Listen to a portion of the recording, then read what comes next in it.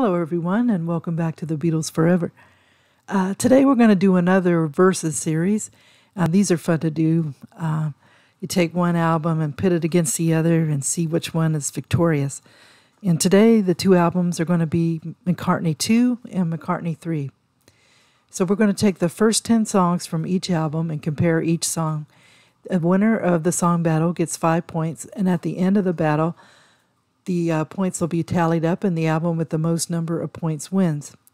The neat thing about these two albums is that Paul is his own one-man band, and he has a blast just recording and creating things all on his own. And the neat thing is that we, the fans, get to hear his creations too. Song number 1 is Coming Up from McCartney II. McCartney II is the second solo album by Paul McCartney, and it was released May the 16th, 1980. This album shows a different side to Paul. It's a new wave sound and electronica. And the first song is Coming Up.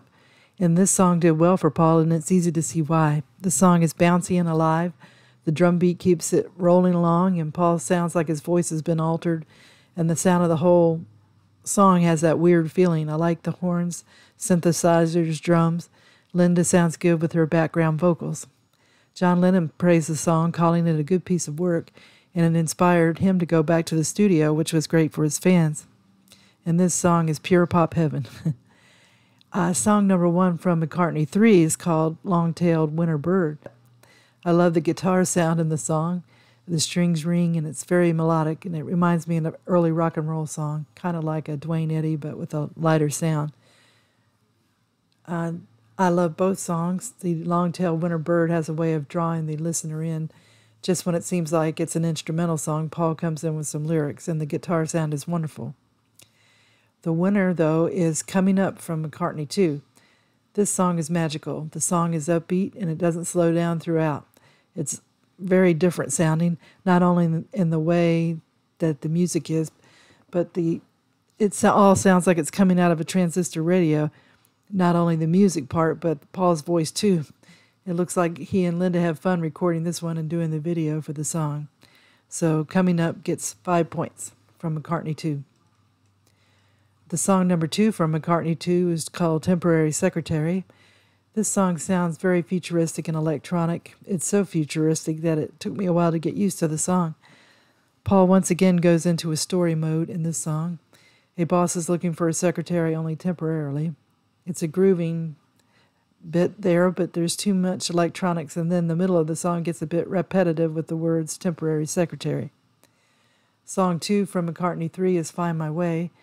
This song hooked me right away with its positive energy. It's a song about staying positive no matter what things are happening, and that's going to try and bring you down. And this is Paul and his way of dealing with the COVID-19.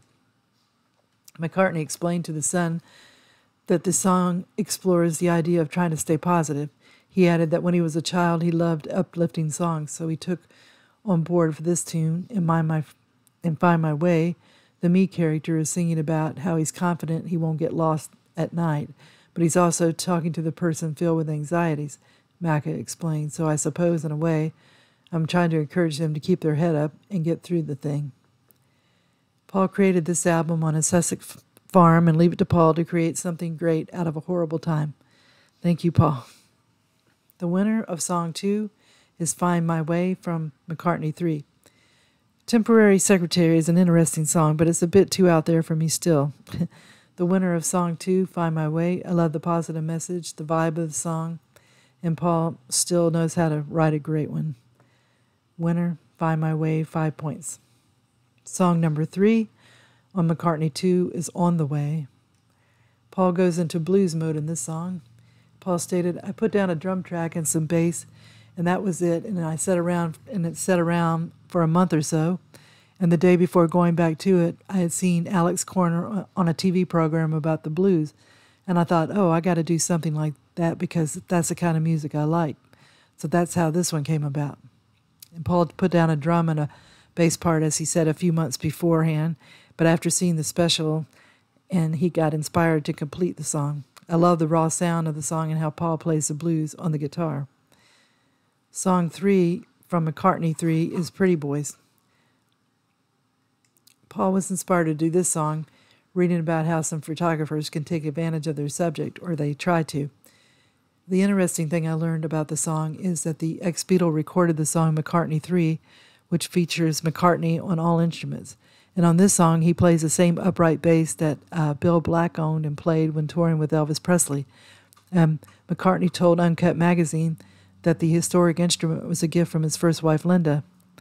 We had quite a few acquaintances in Nashville, he recalled, and one of the guys who we knew happened to know Bill Black's family. He was chatting to Linda and said, "That old bass is just sitting in the barn. Nothing's going to happen with it." I think Linda thought, "Gosh, talk about a birthday present." She organized it and gave it to me. I've been playing it ever since. I can't play it very well because I'm an electric bass guy, but it's a great sound, and as long as the part I'm doing is simple, I can manage it. This song tells a story, but I couldn't get into it that much. It's a good song. I like the guitar parts of the song and learning that Paul played Bill Black's bass and owned it too. So who's the winner of Song 3? Song 3, the winner is On the Way from McCartney II. This song has that gritty blues sound to it. Paul starts the song out strong with his great guitar playing, and his vocals are powerful too. It's a song that does a great blues tribute, and Paul can play that guitar. So the winner is On the Way from McCartney II, 5 points. Song number 4 from McCartney II is Waterfalls. Paul gets mellow in this song, and he has the vocals out front and just has a few instruments on the song. It's said to have an oriental feel to it. It's a good song, but one I could never say it was one of my favorite songs to listen to. The tune just didn't draw me in. Song number 4 from McCartney III is Women and Wives. It seems that Paul was inspired by the blues during his recording of McCartney III, and the inspiration works. I love Paul's voice singing here and his heavy piano playing. It is Paul advising people to be good role models.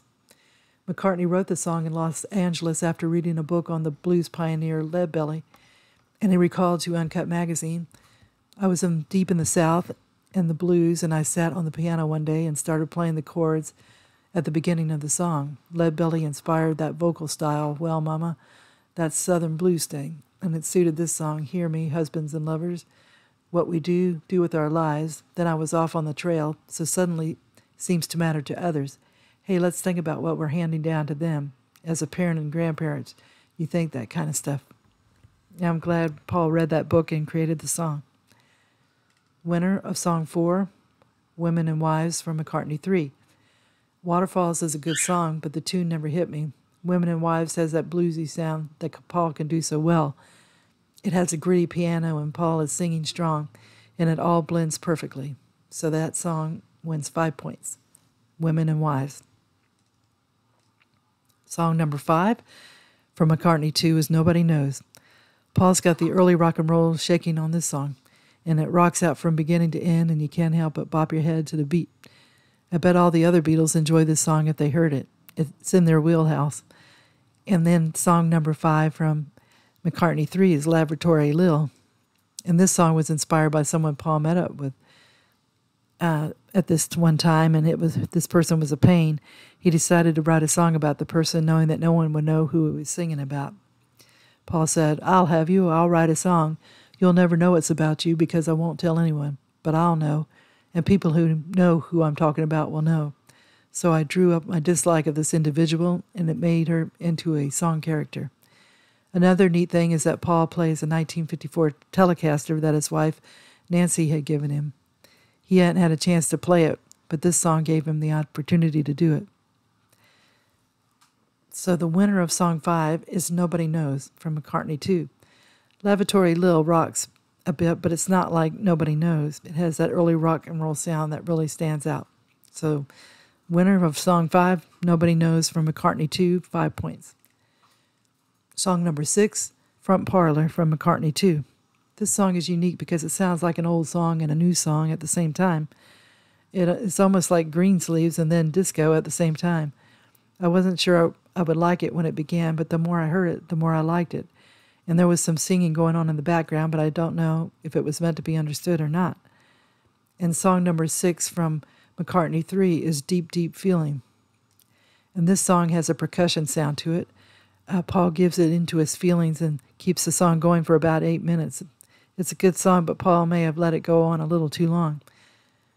The winner of song 6, the winner of song 6 is Front Parlor from McCartney II. This song is so unique. I've never heard anything like it. It's a mixture of different sounds, and it all blends into something fascinating. So 5 points. Song number 7, Summer's Day song from McCartney II. This song was inspired by a classical song McCartney had been listening to while he was recording McCartney II. And seeing the title, I thought the song would be light and airy like a summer day, but it had a sad sound to it. And it sounds almost like a ABBA song too. I guess it's because it has that classical music sound.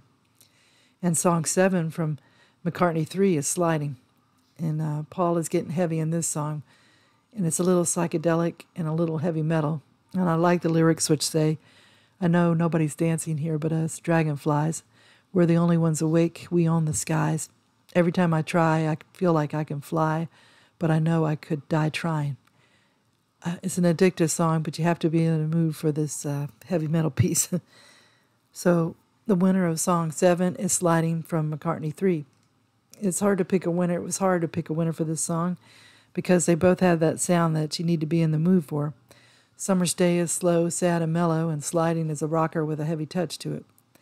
So Sliding is a song that'll reel you in on that summer's day. So I give it 5 points. Song number 8 is Frozen Jap from McCartney II. This song moves and has that tinge of oriental sound to it, as well as an electronic dance music vibe. And it sounds like it could be a soundtrack to a movie. And then song 8 from McCartney III is The Kiss of Venus. And this song is a classical sounding song from Paul. I love it when Paul's vocals and the guitar take center stage and you just sit back and enjoy it. My cockatiel Rocky was enjoying the song too. So I have to say that the winner of song 8 is Kiss of Venus from McCartney III. I like Frozen Jap, but the Kiss of Venus has the lyrics. It has Paul with great vocals, and it has Paul playing a great guitar accompaniment. The song is like a summer's day, perfection. 5 points. Song number 9, Boogie Music, McCartney II. This song starts out a bit like an Elvis Presley song with a double track playing this at the same time. It's really weird, but it rocks. It also sounds a bit like the Stray Cats. Song number 9 from McCartney III is Seize the Day. And this song had Paul thinking about, should I do this? It's a Beatles sound to it, but he decided to go ahead and have some fun with it. And I'm glad he decided to do it because this is Paul at his best when he tries to remind everyone that the cold days won't last forever, better days are ahead. And it's good to be reminded of that, especially when you're in the middle of those bad days. And so it says, when the cold days come and the old ways fade, there'll be no more sun, and we'll wish that we had held on to the day, seize the day. And then once he gets to the chorus, McCartney starts singing about the cold days that led to a lyric about enjoying the present and not worrying about tomorrow. He told the sun there will be cold days that will test us, but we should remember to enjoy this day. Really, it's a carpe diem, but that didn't fit. Although I must admit, in one of the demos, I started to throw it in. That's according to Paul. So this is a great song. And the winner of song 9 is Seize the Day from McCartney III. Boogie music was a little strange on the McCartney II, but it was good. And Seize the Day is how you imagine a Beatles song would sound today. It's a beautiful song, and once more, Paul gives us hope and light when the world can sometimes be dark and moody. So that song wins 5 points. Okay, the last song is Dark Room from McCartney II, song number 10. And this song is a bit strange, just like Boogie Music. Paul said it wasn't about Linda in her dark room, but just like a line from like Welcome to the Casbah, a line with a double meaning. And it's a song with electronic drum beats and weird little sounds floating around. And then song 10 from McCartney III is Deep Down. I love the heavy drum beat and the horns and the funky sound to the song, and Paul is grooving on this song. And I love his oohs in the lyrics, and the song sounds timeless. The winner of song 10 is Deep Down from McCartney III. Both Dark Room and Deep Down have moody sounding feels to them, but Paul really lets it go with the funkiness in Deep Down. I love the smacking drum beats, and Paul singing strong as ever, and the horn sounds make for a great song. 5 points. deep down, McCartney III. Okay, it's time to tally up the points and see which album reigns victorious. Well, McCartney II started out strong, and it looked like it was going to get the victory, but by the middle, the song tallies for McCartney III started to rack up the points. The winning album is McCartney III with 30 points, and McCartney II had 20 points. You would think that Paul in his younger years would beat the older McCartney, but Paul seems to be even more inspired today than ever. He's not getting older, he's getting better. Thank you, Paul, for all your albums, and keep them coming. I hope you enjoyed the video. If you did, if you could give it a thumbs up, that would be great. And if you could subscribe if you haven't yet, that would be good too. I hope everybody's been having a good day, and tune in again soon for another episode of The Beatles Forever. Thank you, bye.